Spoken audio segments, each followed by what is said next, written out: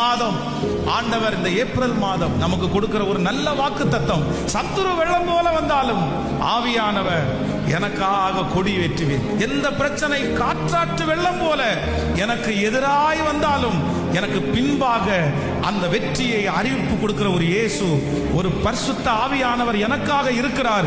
சத்துரு வருவதற்கு முன்பாகவே எனக்காக அவர் கொடி ஏற்றுகிறார். அவர் ஏற்றுகிற கொடிக்கு 3 விதமான அர்த்தம் உண்டு.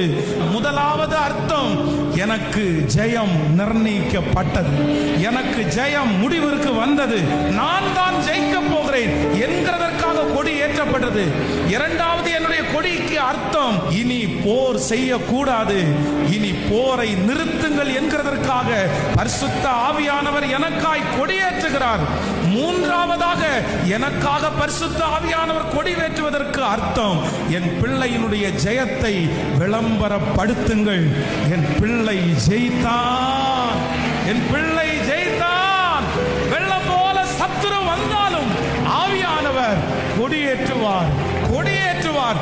எவ்வளவு பெரிய பிரச்சனை வந்தாலும் உங்கள் இருதயம் கலங்கவே வேண்டாம். உங்களுக்காக பரிசுத்த ஆவியானவர் கொடி ஏற்றிவிட்டார். ஜெயம் நிர்ணயிக்கப்பட்டது.